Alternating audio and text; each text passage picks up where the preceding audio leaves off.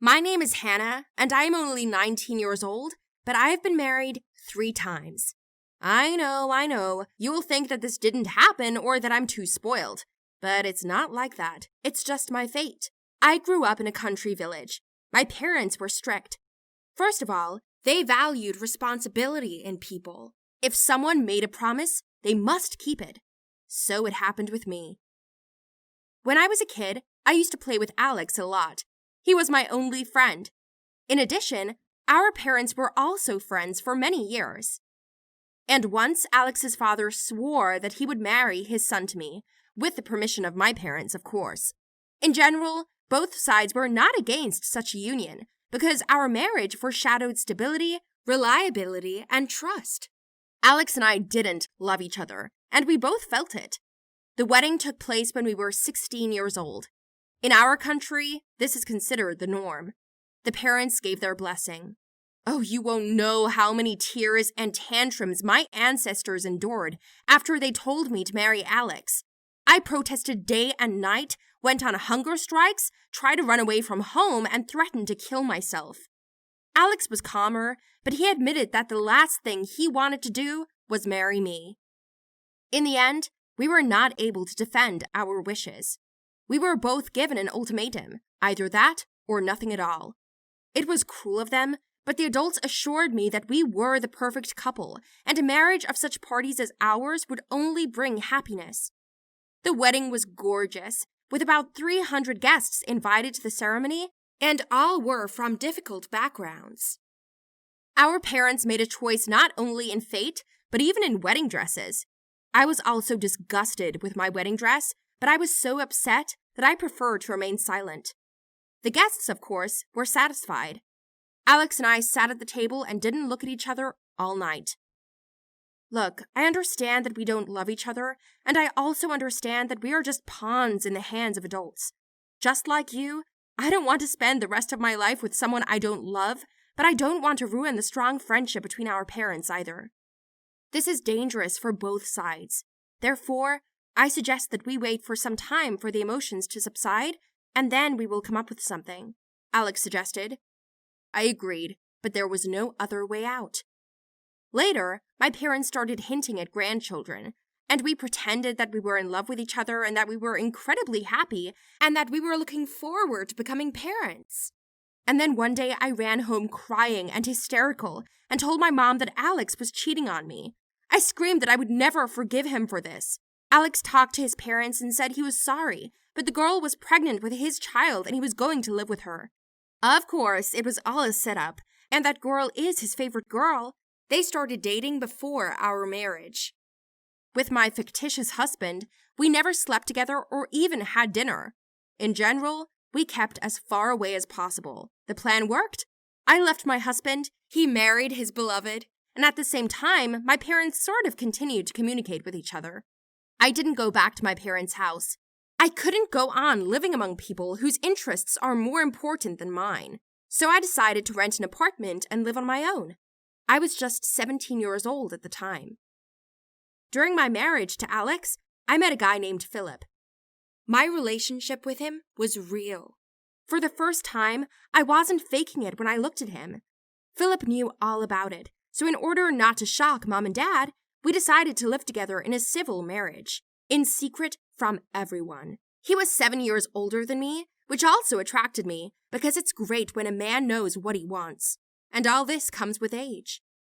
Phil and I fell in love with each other.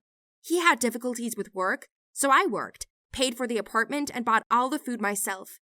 It didn't seem important to me, because Phil was giving me love. One day, some unfamiliar men came to my home. They were looking for my husband. He wasn't home at the time. It turns out that he owed them a large amount of money, lost at cards. I couldn't believe my ears. I managed to get them out, knowing it was temporary. In the evening, when my husband returned home, he was waiting for a very serious conversation. Phil made every excuse that he had only played cards with crooks once, that he didn't want to tell me so as not to upset me, that he was sorry and didn't know what to do. I forgave him, sold my car, and he paid them back. My husband didn't know how to thank me. I was relieved, but not for long. The next gamblers came in a month, and then another one every 4 weeks. By that time, I had run into debt, sold everything I had out of the house just to get these scum off our family. I still don't understand how Phil managed to talk my teeth out of it, but it worked. Finally, when there was nothing left to sell, I plucked up the courage to throw him out. Phil just laughed in my face, gathered up his wretched things, and left, slamming the door. Damn, what a fool I am! How could I be so blind? It's a good thing I was smart enough to hide all this from my parents. Otherwise, I could never avoid their lectures. Admittedly, parting with an already ex-husband was not easy, but it was even harder to pay off debts after him. At some point, after he left, I thought that maybe I shouldn't connect with someone in my life. Maybe I wasn't meant for this, or maybe I wasn't meant to meet a normal man. I decided to change my lifestyle a little so that I could not get caught again by any scammers. I did not burden myself with responsibilities, but just found a partner to meet my sexual needs. Yes, there was such a guy. His name was Ben. He was a work colleague of mine. Ben's probably been asking me out for a year, but I've refused. He's a nice guy, but we're not a couple. I was very aware of that, so I didn't give him a chance. But he was an optimist. Ben was the perfect candidate for a post-depressive period in my life.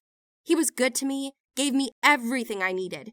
Care, bought food, helped pay off the debts I got into because of my ex.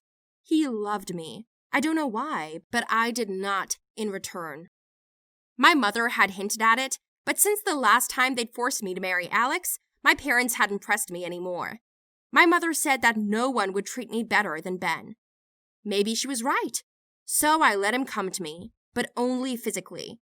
He was happy about it, but every month he made a proposal of marriage, and I always refused. It seemed to me that if I agreed and became someone's wife for the 3rd time, life would present another surprise as a separation or divorce. And then something like this happened. Life is really unpredictable. I got pregnant. I found out about it when I was 2 months pregnant. Of course, Ben was beside himself with happiness. He snatched the pregnancy test out of my hands and kissed it. I laughed and it almost made me sick, but he was really happy. What can you say about me? I was confused, scared. What should I do now? I don't like him. I know I can't live with him, I thought to myself. In the end, we got married. This time the wedding was small, among a narrow circle of people. And when I married him, I felt exactly the same as the first time. I felt uncomfortable inside, like I was making a mistake again.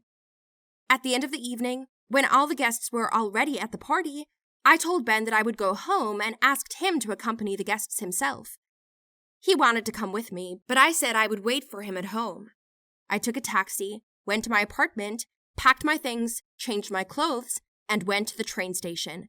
I bought a ticket to another city and left, and was confident in my actions. And then I gave birth to a beautiful daughter. And you know, I don't regret anything. I'm happier now than ever.